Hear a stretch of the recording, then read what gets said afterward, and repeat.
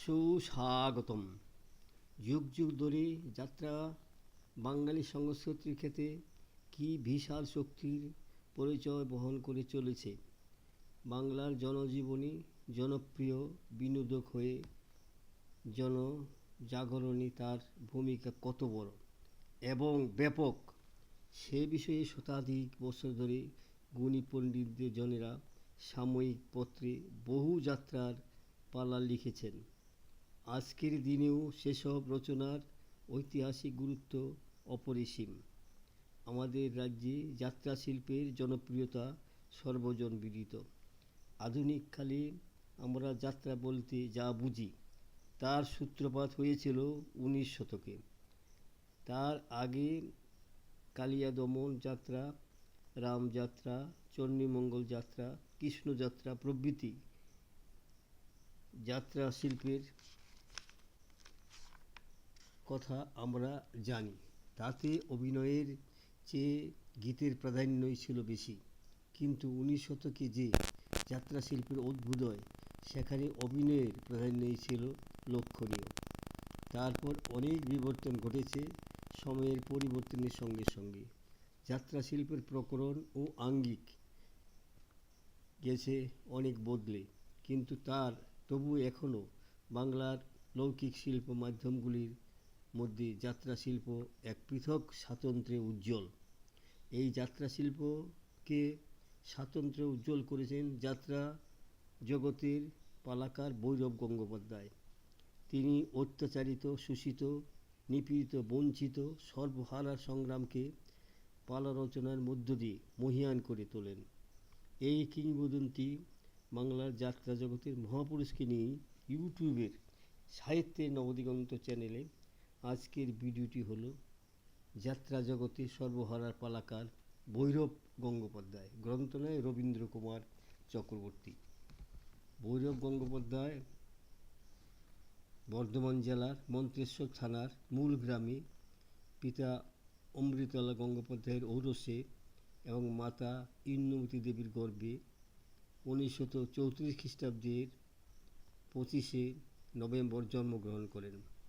প্রাথমিক শিক্ষা গ্রামে, তারপর মণ্ডল গ্রামে উচ্চ বিদ্যালয়ে 8ম শ্রেণী পর্যন্ত পড়েছিলেন, পাশও করেছিলেন। কিন্তু অত্যাধিক দারিদ্রতাই তাকে প্রথাগত শিক্ষা জগৎ থেকে বঞ্চিত করে। তবে কিশোর বয়স থেকে বাংলার গ্রামে অনুষ্ঠিত যাত্রার প্রতি প্রেম ও নিষ্ঠা তাকে যাত্রা শিল্পে আকৃষ্ট করেছিল। 1960 খ্রিস্টাব্দে কলকাতার চিৎপুরের যাত্রাপালা জগতে প্রবেশ করেন। তার রচিত প্রথম যাত্রাপালা নাচমহল মঞ্চস্থ করেছিল সত্যম্বর অপেরা। প্রথম লেখা যাত্রার পালাতেই তিনি দর্শকের সমদর পান। তার রচিত যাত্রা পালার সংখ্যা প্রায় 250। সংসার চালানোর জন্য তিনি বিড়ি বাঁধা, দোকান দেওয়া সব কিছুই করেছেন। ছোট থেকে গল্পের বই, নানান ধর্মগ্রন্থ পড়তে তিনি ভালোবাসতেন নাটক, যাত্রা, সিনেমা দেখতে, ভালোবাসতেন গান বাজনায়, আর ভালোবাসতেন পল্লী প্রকৃতিকে, গ্রামের মানুষকে।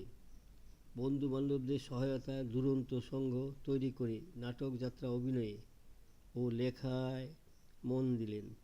এই সময় ব্রজেন্দ্র দেখে অনুকরণ করে নাটক, যাত্রা লিখতেন। এই সময়ে আর একটি ঘটনা ঘটল যেটা তার পরবর্তী জীবনকে অনেকখানি প্রভাবিত করেছিল। তা হলো শরৎ রায়চৌধুরী ও কুদ্দুস আলীর কাছে মার্ক্সবাদে দীক্ষা।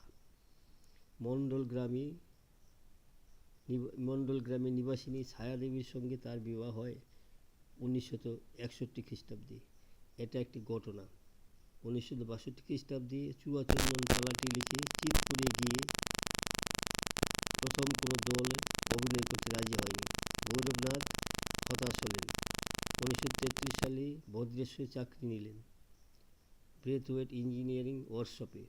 3 বছরের বেশি মন টেকেনি।